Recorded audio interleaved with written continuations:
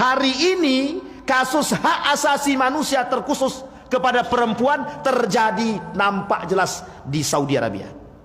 Perempuan boleh nyetir mobil, perempuan boleh kerja, perempuan boleh keluar, perempuan boleh kerja, perempuan boleh ke pasar, perempuan boleh bertato.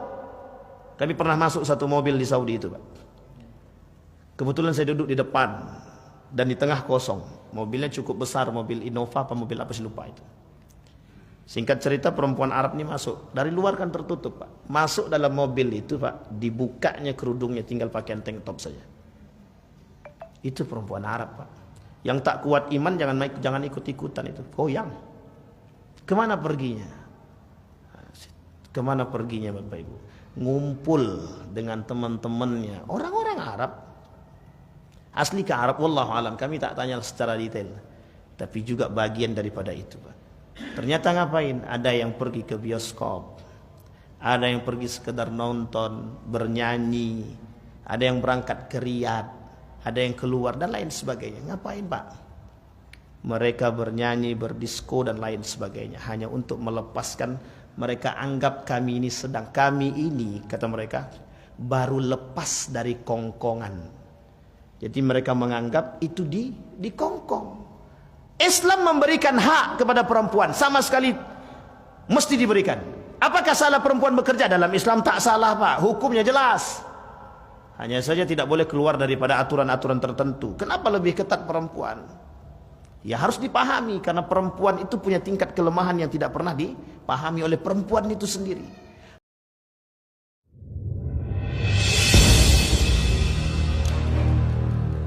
Kita akan coba lanjutkan kajian kita yang kemarin tentang sekulerisme atau bahasa lainnya sekuler yang pernah terjadi di negara Eropa dari dulu sampai saat ini. Mereka masih merasakan betapa pahitnya dampak daripada perbuatan sekulerisme atau sekularisasi dari perbuatan itu.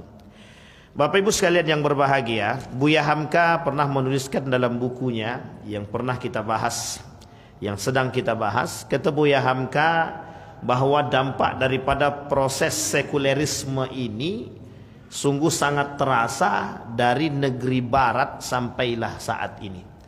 Hari ini Bapak Ibu, bukan hanya negeri barat saja yang merasakan sekulerisme, tetapi juga negeri-negeri timur sudah mulai disusupi isu-isu tentang sekulerisme, bahaya-bahaya sekulerisme. Apa itu sekulerisme? Penjauhan atau menjauhkan nilai-nilai agama dari kehidupan, dari politik, dari pendidikan, dari apapun macam kegiatan atau aktivitas kehidupan umat manusia. Dihilangkan sedikit demi sedikit, dijauhkan sedikit demi sedikit. Kelak orang tak lagi mencintai Islam, orang tak lagi mencintai nilai-nilai Islam, tapi yang mereka cintai adalah nilai-nilai peradaban yang baru. Berawal dari rasa sakit hati ketika Islam pernah berjaya yang disebut dengan Dark Age oleh mereka, dan kita disebut dengan Golden Age, masa kejayaan Islam. Pada masa kejayaan Islam ini, di sini Islam menunjukkan satu peradaban yang disebut dengan peradaban Islam. Kemudian pada abad selanjutnya, pada tahun 1900-an, para ilmuwan barat mencoba kembali menghidupkan satu peradaban. Peradaban itu disebut dengan peradaban Yunani. Mereka tak tahu kalau peradaban Islam itu ada, atau memang mereka tidak mau mengakui. Karena landasan pengakuan terhadap peradaban Islam itu adalah satu landasan yang menyakitkan. Jadi tak salah Bapak Ibu, ini kebencian, dendam. Orang kata Ibnu Rusdi dalam bukunya Scholastic Muslim. Scholastic Muslim itu bukunya karangan Ibnu Rusdi itu. Dalam buku tersebut Ibnu Rusdi mengembangkan filsafat Islam.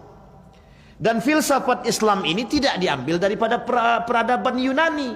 Artinya pada saat itu kejayaan Islam juga terukur daripada filsafat Islam tadi, yang oleh kaum barat mereka katakan itu tidak ada. Dalam bahasa barat tidak ada, Pak. Dalam ilmuwan barat tidak ada namanya filsafat Islam. Yang ada filsafat barat atau filsafat Yunani. Jadi lompatannya jauh. Mereka hanya mengakui peradaban Yunani, tapi mereka tak mengakui peradaban Islam. Dan ini rasa sakit yang harus mereka tanam.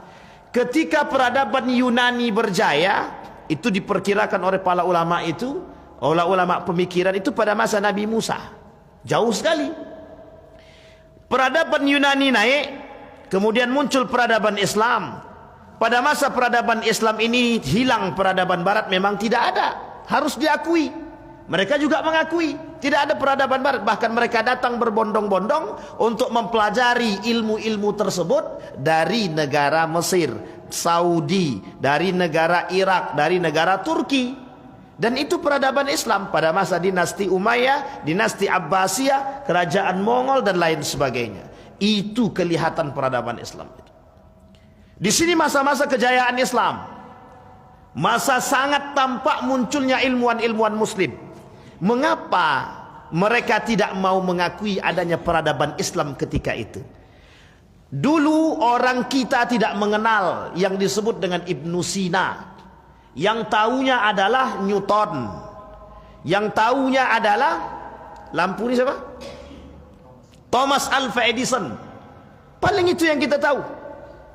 Bapak sosial Karl Marx, Plato, Aristoteles, Archimedes. Apa namanya kalau matematika itu? Enggak, ilmu apa? Aljabar. Aljabar ya, aljabar. Orang tak kenal itu. Memang tak ada yang kenal. Bahkan mohon maaf di sekolah kita tidak diajarkan. Bahkan condong dalam sejarah Islam itu, SKI, sejarah kebudayaan Islam itu, mohon maaf, memang ada penyelewengan-penyelewengan agama, penyelewengan-penyelewengan sejarah, tergantung siapa yang menulis sejarah. Jadi tak salah ketika itu. Mulai daripada situ. Disinilah kemudian pengaruh siapa? Pengaruh mereka. Ini salah satu cara mereka untuk menghilangkan nilai-nilai agama. Tahun 2017 Bapak Ibu, saya ingin sampaikan kepada kita, ada satu dampak yang sangat terasa bagi kami ketika itu. Kebetulan saya pula yang ada di dalam itu. Kami baru keluar S2 itu, baru selesai 2017 itu.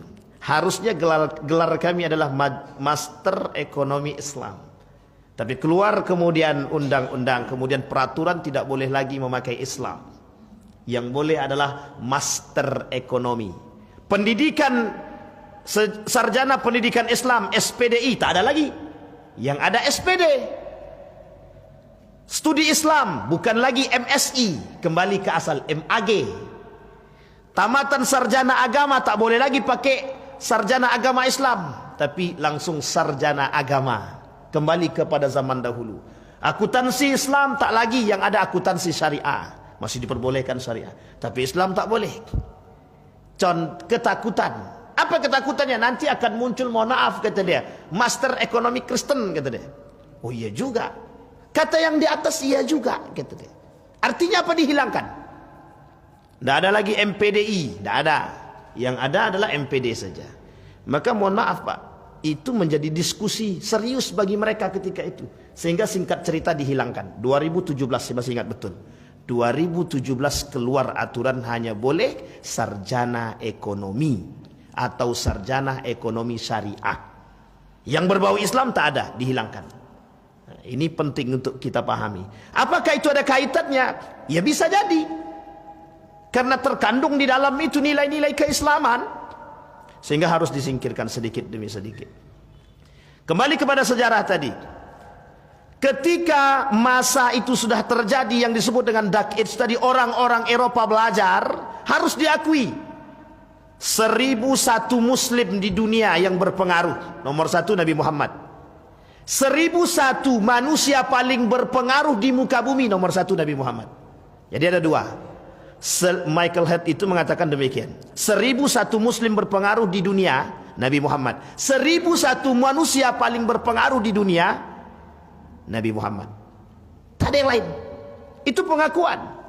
Bahkan salah satu ilmuwan barat itu membuat satu video khusus tentang kebangkitan Islam itu.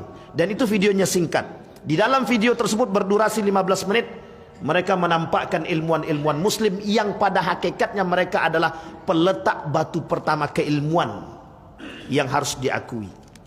Bayangkan, di situ kita harus mengakui, Pak, kita muslim sebenarnya pada posisi yang sangat tangguh ketika itu. Artinya apa? Orang-orang tidak mengenal. Tapi ketika transisi, transmigrasi ilmu terjadi, transmisi ilmu terjadi, mereka pelajari, mereka bawa ke sana. Terjadilah 3 tingkatan tadi, Pak. Mereka pelajari ilmu sampai kemudian mereka bawa ke negara mereka. Diterjemahkanlah kitab-kitab kita tadi ke dalam bahasa-bahasa. Diterjemahkanlah ke dalam bahasa Persia, Inggris, kemudian bahasa Belanda, bahasa Jerman dan lain sebagainya. Dipelajari oleh ilmuwan-ilmuwan di sana, termasuk Andalusia, termasuk Spanyol, Isbani maksudnya. Mereka pelajari, Pak. Singkat cerita, Ibnu Rusdi adalah orang yang paling terkenal ketika itu. Adalah bapak daripada bapak filsafat itu. Itu harus diakui. Banyak ilmuwan-ilmuwan barat itu mempelajari ilmunya dari murid daripada Ibnu Rusdi. Tapi Ibnu Rusdi tidak pernah diakui. Singkat cerita, mohon maaf, digantilah nama Ibnu Rusdi itu menjadi Averroes.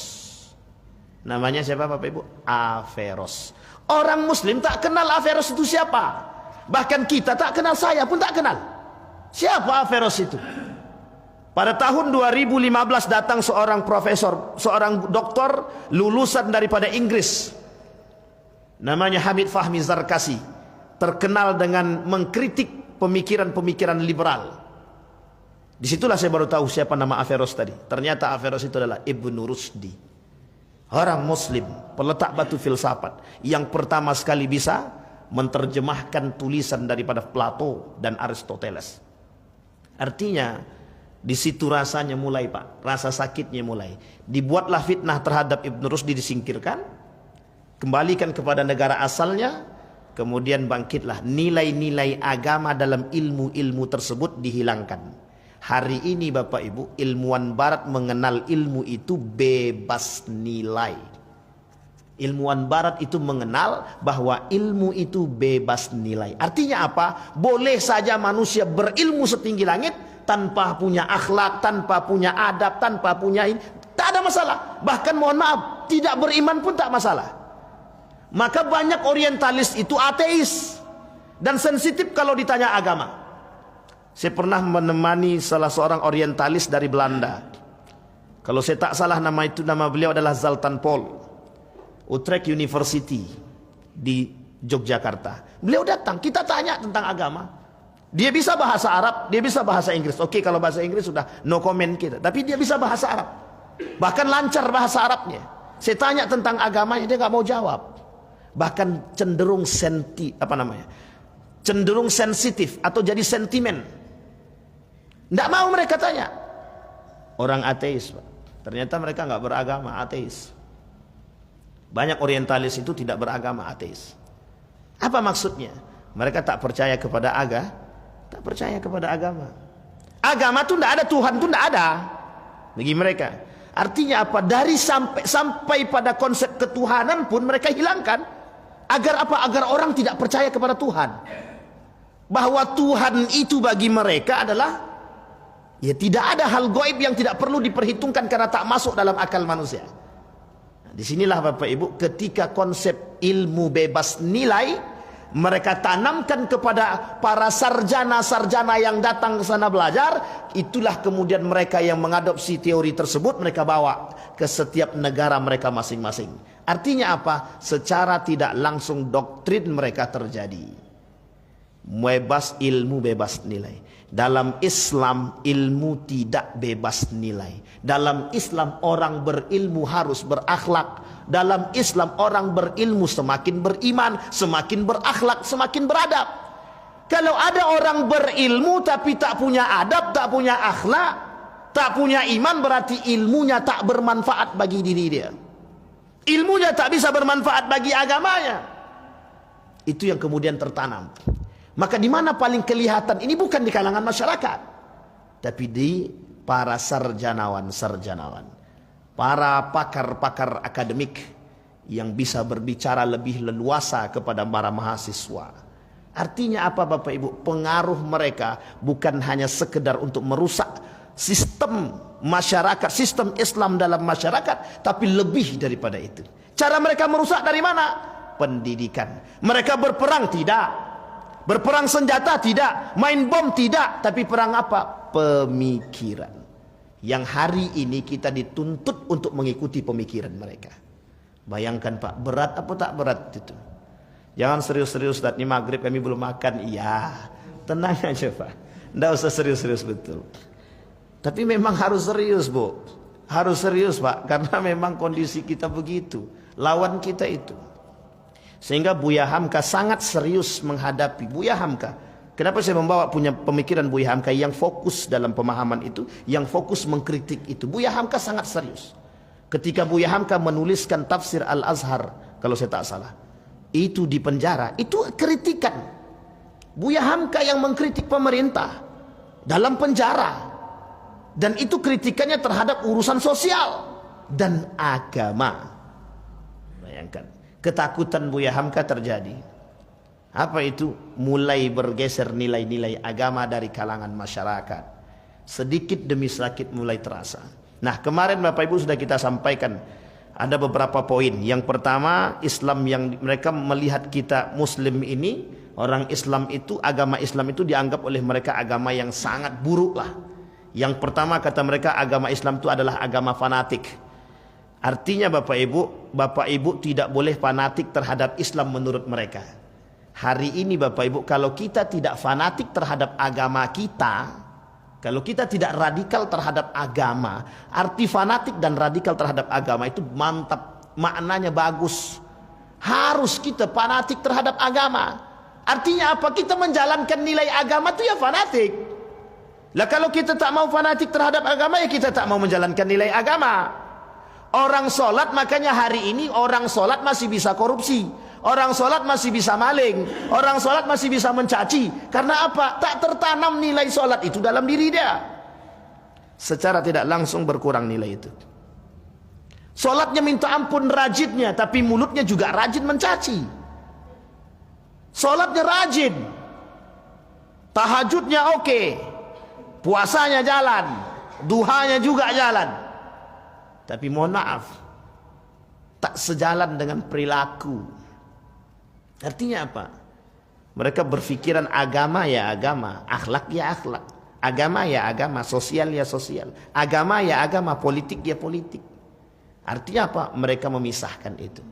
Coba bayangkan kalau seandainya agama tak mengatur politik, tidak ada pemimpin kita, tidak ada pemimpin. Umar bin Khattab kenapa berani tegas mengambil keputusan yang ditakutkan oleh Umar bin Khattab pasca kematian baginda Nabi, terjadinya perpecahan. Coba kalau tidak ada orang yang tegas ketika itu, yang tidak berlandasan pada keimanan, kecerdasan, kekuatan dan akhlak, kira-kira Abu Bakar dan Umar bin Khattab bakal dilihat orang apa tidak? Tidak bakal Pak. Yang terjadi apa? Perebutan kekuasaan yang terjadi pasca kematian Utsman bin Affan. Kita lihat, bahkan dinasti Umayyah, dinasti Abbasiyah hancur hanya karena perebutan kekuasaan. Coba bayangkan Pak, tergeser Pak nilai-nilai itu sedikit demi sedikit. Itu yang kemarin kita sampaikan tentang pertama, kedua, ketiga sampai nomor 5. Kita ulang. Nilai yang keempat itu kata mereka, kata kaum sekuler itu, Islam itu menganjurkan poligami. Hukum poligami sunnah. Bapak Ibu harus tahu pengaruh mereka terhadap orang-orang pelaku poligami. Para kaum sekuler menanamkan satu nilai dalam diri orang-orang umat manusia, khusus umat muslim, agar menolak poligami. Poligami itu sunnah. Kata mereka poligami itu bukan sunnah, merusak. Hak asasi manusia terkhusus perempuan terganggu. Mana ada perempuan hari ini mau dipoligami? Berpikir semua sama. Kami tak pengen dipoligami. Kalau mau poligami silakan nikahkan dia, ceraikan aku. Bahkan kental-kental mengatakan bahwa poligami itu bukan urusan agama, bukan syariat Islam. Hati-hati ngomong. Kalau ada yang mengatakan poligami bukan masuk dalam sunnah Nabi, maka dia bisa terjerumus dalam kekufuran. Tapi itu yang mereka tanam. Maka mohon maaf ketika kasus feminisme, kasus poligami diangkat oleh feminisme, mereka katakan kami perempuan punya hak dan kami menolak poligami. Coba bayangkan, Pak. Dan itu terasa. Artinya apa? Mereka menganggap perempuan itu dipermainkan dengan gaya poligami. Jadi setiap orang poligami itu mereka menganggap bahwa orang ini sedang mempermainkan perempuan dan merendahkan. Poligami itu tidak merendahkan harkat dan martabat perempuan. Kalau terjadi kesalahan dalam poligami itu bukan karena poligaminya, itu karena sifat manusia dan oknumnya. Jangan salah paham, Pak. Dan ini penting untuk dipahami. Kita harus merubah pola pikir kita, karena terlalu banyak yang terjebak dalam ingkar sunnah. Mereka menganggap ini sunnah, bukan sunnah. Artinya kita mengingkari kesunahan. Kalau kita mengingkari sunnah itu ada di Pekanbaru ini. Di Pekanbaru kalau saya tak salah itu ada kelompok ingkar sunnah. Iya Bang Didik ya. Itu ada kelompok, tapi kita tidak berani katakan lebih jauh. InsyaAllah kita coba cari validasinya dulu. Kalau sudah valid nanti kita sampaikan tentang kelompok ingkar sunnah. Dari dulu dinasti Abbasiyah sampai sekarang masih ada. Kelima, Islam tidak memberikan hak luas kepada perempuan yang tadi kita sampaikan. Hari ini Bapak Ibu mereka menggerogoti. Mereka gerogoti, mereka katakan bahwa Islam tidak memberikan hak kepada perempuan. Hari ini kasus hak asasi manusia terkhusus kepada perempuan terjadi nampak jelas di Saudi Arabia. Perempuan boleh nyetir mobil, perempuan boleh kerja, perempuan boleh keluar, perempuan boleh kerja, perempuan boleh ke pasar, perempuan perempuan boleh bertato. Kami pernah masuk satu mobil di Saudi itu, Pak. Kebetulan saya duduk di depan dan di tengah kosong. Mobilnya cukup besar, mobil Innova apa mobil apa sih lupa itu. Singkat cerita perempuan Arab ini masuk. Dari luar kan tertutup, Pak. Masuk dalam mobil itu, Pak, dibukanya kerudungnya, tinggal pakaian tank top saja. Itu perempuan Arab, Pak. Yang tak kuat iman jangan ikut-ikutan itu. Goyang. Kemana perginya? Kemana perginya Bapak Ibu? Ngumpul dengan teman-temannya orang-orang Arab. Asli ke Arab, wallahu alam, kami tak tanya secara detail. Tapi juga bagian daripada itu, Pak. Ternyata ngapain? Ada yang pergi ke bioskop, ada yang pergi sekedar nonton, bernyanyi, ada yang berangkat ke Riyadh, ada yang keluar dan lain sebagainya. Ngapain, Pak? Mereka bernyanyi, berdisko dan lain sebagainya hanya untuk melepaskan. Mereka anggap kami ini, kata mereka, baru lepas dari kongkongan. Jadi mereka menganggap itu dikongkong. Islam memberikan hak kepada perempuan, sama sekali mesti diberikan. Apakah salah perempuan bekerja dalam Islam? Tak salah, Pak. Hukumnya jelas. Hanya saja tidak boleh keluar daripada aturan-aturan tertentu. Kenapa lebih ketat perempuan? Ya harus dipahami, karena perempuan itu punya tingkat kelemahan yang tidak pernah dipahami oleh perempuan itu sendiri. Perempuan itu punya tingkat kelemahan yang harus dipahami. Sehingga mohon maaf Bapak Ibu, tidak bisa leluasa memberikan gerak kepada perempuan. Itu ada sebab. Dan ingat, pemimpin-pemimpin yang perempuan sudah disampaikan, mesti perempuan itu bermain dengan hati, bukan bermain dengan ketegasan. Dan itu terukur Bapak Ibu, dan itu terlihat dari sekian banyak para pemimpin perempuan. Apa yang dikatakan Nabi, apakah salah? Tak salah.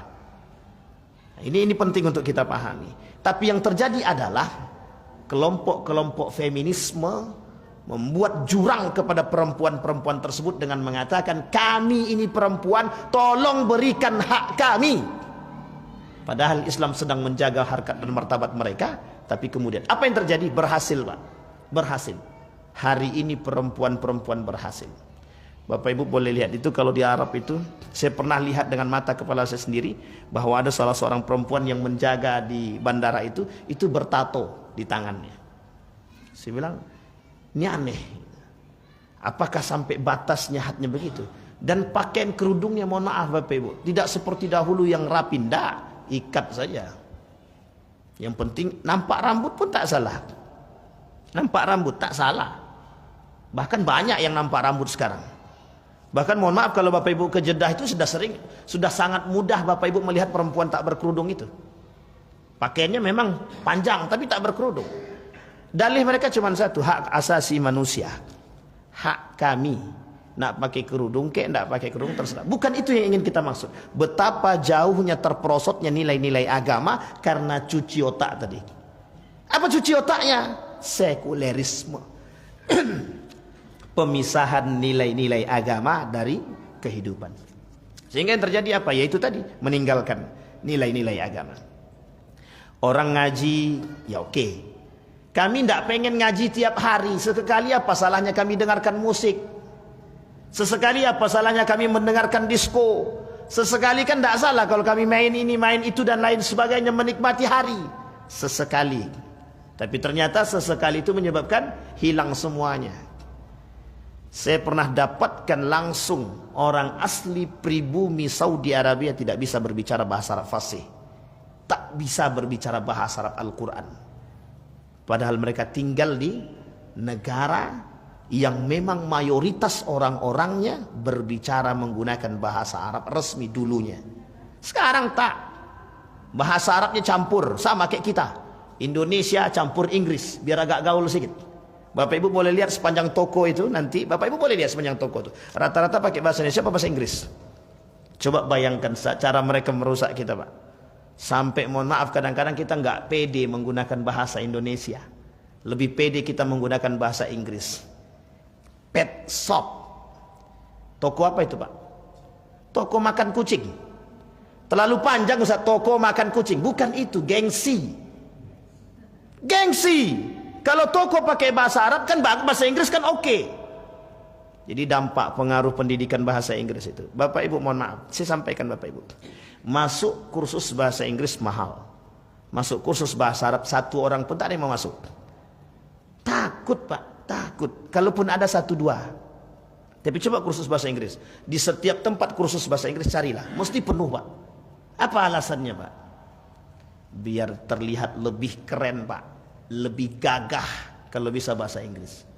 Padahal bahasa Arab itu bahasa dari bahasanya surga. Bahasa Al-Quran. Di dalam kubur ditanya juga pakai bahasa Arab, tidak pakai bahasa Inggris itu. Ya kami kan nggak perlu belajar Ustaz. Iya juga memang. Memang begitu. Tapi setidaknya kemuliaan bahasa Arab itu terukur di dalam Al-Quran. Allah turunkan bahasa Al-Quran dengan bahasa Arab. Kita gengsi pakai bahasa Arab. Ketika kami berbicara bahasa Arab, apa dia kata? Sok alim, sok bener.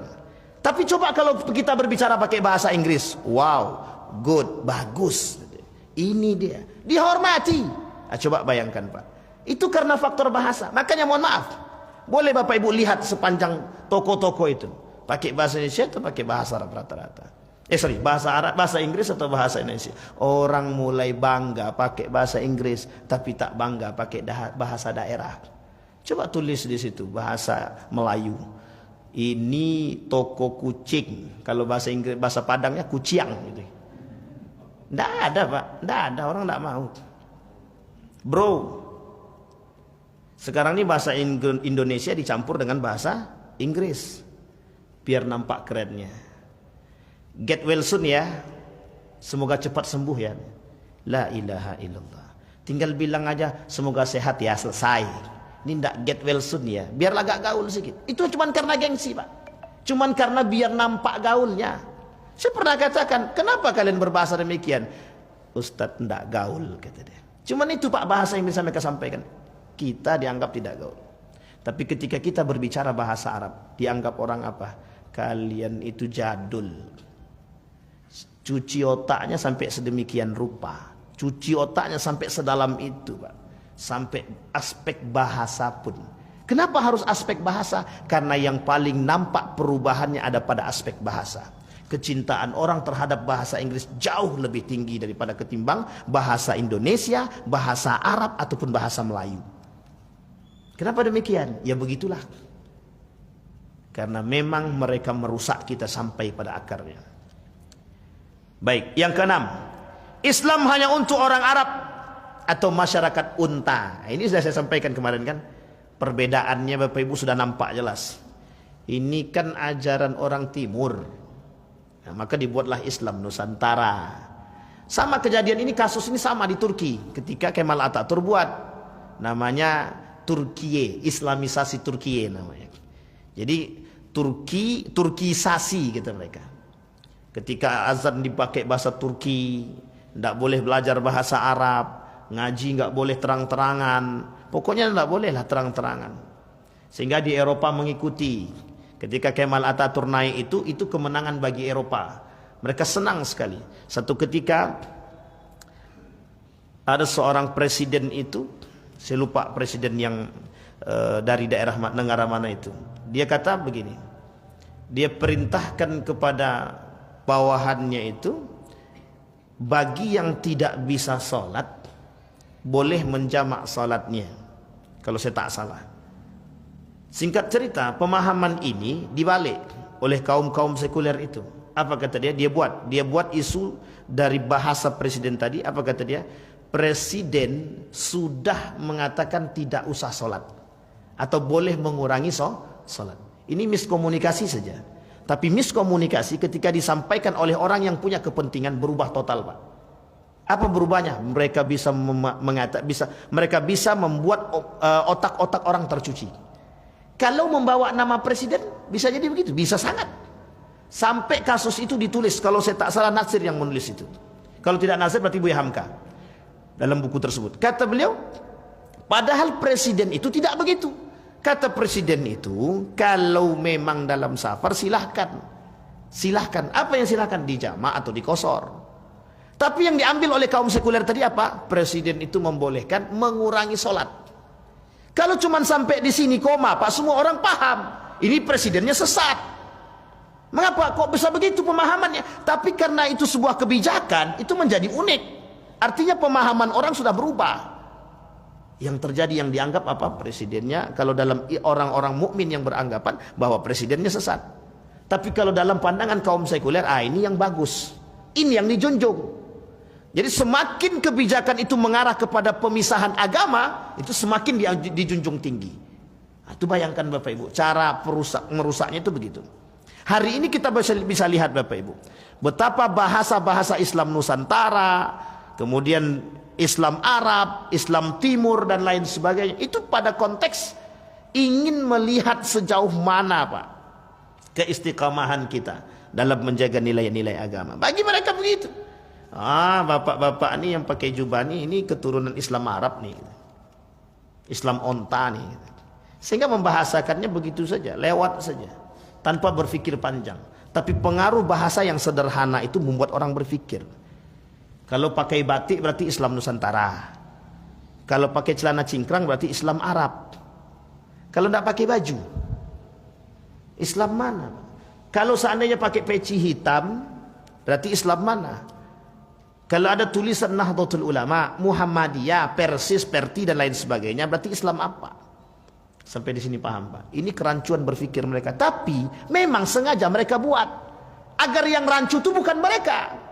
Karena mereka yang menanamkan itu. Yang rancu siapa? Kita umat muslim. Akhirnya Pak, umat muslimnya berantem. Kami ini kokoh. Sampai-sampai mohon maaf Bapak Ibu, ini jangan salah paham. Mohon maaf betul. Permasalahan NKRI harga mati itu bagus. Kita semua NKRI harga mati. Itu sangat kita tanamkan dalam diri kita.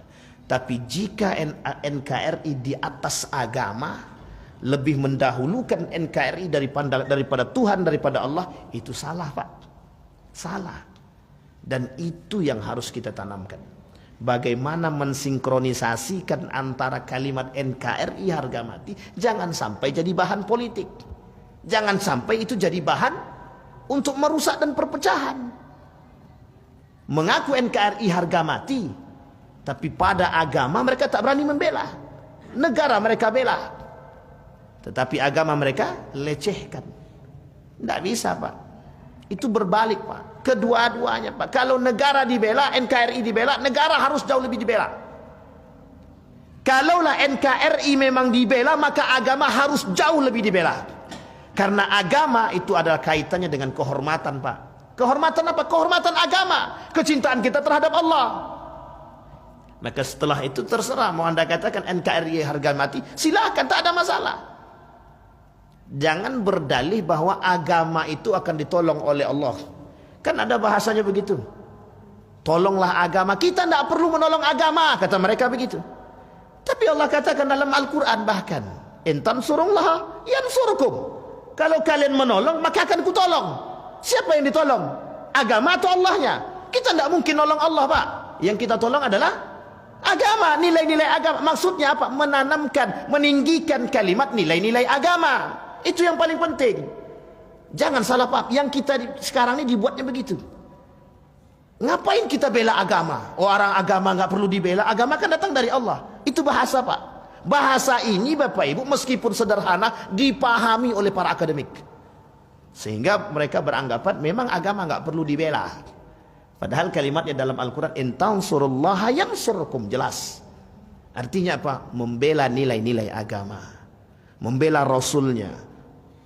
Jadi kalau Bapak Ibu tengok Al-Quran diinjak-injak, sakit hati apa tidak? Yang sehat sakit hati itu Pak, pasti. Karena kita cinta kepada Al-Quran. Karena bagi kita itu peremehan dan pelecehan. Yang melecehkan Nabi kira-kira sakit apa tidak? Artinya kita sakit hati tidak terhadap orang yang melecehkan Nabi. Kita sakit hati tidak kepada orang yang melecehkan agama kita. Kita sakit hati tidak kepada orang yang kemudian merendahkan martabat agama kita. Itu menjadi poin bagi kita Bapak Ibu. Artinya yang dimaksud oleh Allah kalimat in tansurullaha yansurkum itu. Menjaga nilai agama, meninggikan nilai agama, jangan mau direndahkan. Sampai di sini paham ya Bapak Ibu ya. Baik, yang ketujuh. Tadi yang keenam, sekarang yang ketujuh. Kata mereka, Muhammad mengharamkan makan daging babi sebab beliau sendiri menyukai makan daging babi. Ini yang mereka buat Pak, ditulis oleh Buya Hamka. Artinya mereka sedang membuat tipu daya dalam bahasa itu. Mereka katakan Nabi Muhammad memakan daging babi. Dan ini cara mereka merusak. Dulu terjadi seorang perempuan keluar daripada Islam mengaku bisa membaca Al-Quran dengan baik. Mengaku dia muslim, tapi muslimah. Kemudian dia keluar daripada Islam, artinya murtad daripada Islam. Tapi kemudian kebetulan perempuan itu menjadi, kalau bahasa kita ini ustazah lah gitu. Tapi dalam bahasa mereka saya tidak tahu apa namanya. Akhirnya perempuan ini disuruh berorasi. Dalam orasinya dia katakan bahwa sebenarnya kenapa alasan saya keluar daripada Islam, kata dia. Uang Muhammad itu buta kok mau saya ikuti, kata dia. Muhammad itu kan buta, kok saya mau ikuti dia? Kok kita ngikuti orang buta, kata dia. Muhammad kan tidak bisa baca. Loh, kalau kita ngikuti orang nggak bisa baca ngapain? Ini bahasa Pak. Sampai sini paham ya Bapak Ibu ya. Sekalipun bahasa bagi mereka itu poin Bapak Ibu. Sekalipun itu bahasa bagi kaum orientalis, bagi kaum misionaris, itu adalah senjata untuk membuat otak kita berpikir lebih Pak. Berpikir lebih. Betul enggak ya? Kan iya juga, Nabi kita kan umyun, buta, enggak bisa baca. Jadi kalau Nabi kita enggak bisa baca kok bisa ya? Nabi menghadirkan Al-Quran. Begitu bahasa. Akhirnya apa Pak? Otak kita berpikir. Kalau tak kuat iman kita iyakan Pak. Kalau rusak iman kita. Sampai sini paham ya Bapak Ibu ya. Itu yang ketujuh. Bahkan yang paling berbahaya mereka katakan yang nomor 8 itu, dan ini terulang pada tahun 2015. Apa kata mereka? Al-Quran bukan wahyu, melainkan hanya karangan Muhammad yang dicurinya dari kitab suci kaum Yahudi dan Nasrani. Coba bayangkan Bapak Ibu. Dan ini Bapak Ibu landasan terkuat mereka. Landasan terkuat mereka. Sehingga ada seorang profesor yang pernah saya katakan itu di sini Bapak Ibu, saya pernah katakan di sini juga. Baru akhir-akhir ini dilakukan perdebatan di STQ kalau saya tak salah, di STIQ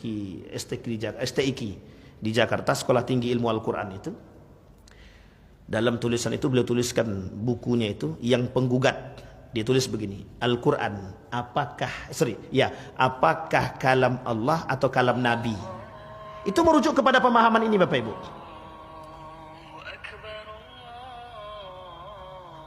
Apakah dari sini kita bisa paham Al-Quran bukan wahyu, kata mereka. Al-Quran bukan, melainkan hanya karangan Muhammad yang dicurinya dari kitab suci kaum Yahudi dan Nasrani. Pemahaman mereka memang demikian. Pemahaman mereka demikian. Apa kata mereka? Apa kata profesor tersebut? Dalam bukunya dikatakan begini, Al-Quran itu antara kalamullah atau kalam Nabi. Cara mereka ingin merusak. Memang kalimat akhirnya dibuat pertanyaan. Dibuat pertanyaan. Artinya apa? Agar orang mau membaca buku tersebut. Kalau mereka membaca buku tersebut, penasarannya tinggi, dia baca buku tersebut. Sudah tertanam di dalam situ keraguan akan kalamullah terhadap Al-Quran tadi. Jadi akhirnya apa? Kita ragu betul-betul, betulkah Al-Quran ini kalamullah atau kalam Nabi? Kalau kita yakin bahwa kalamullah, selesai. Tapi kalau kita ragu dengan kalamullah, kita kembali ke nomor 2. Artinya apa? Kita mengamini apa yang mereka katakan. Kita mengamini apa yang dilakukan oleh orientalis tersebut. Bahwa Muhammad yang membuat Al-Quran, yang mencuri dari kitab-kitab Yahudi dan Nasrani. Mereka mainnya dengan apa? Akal.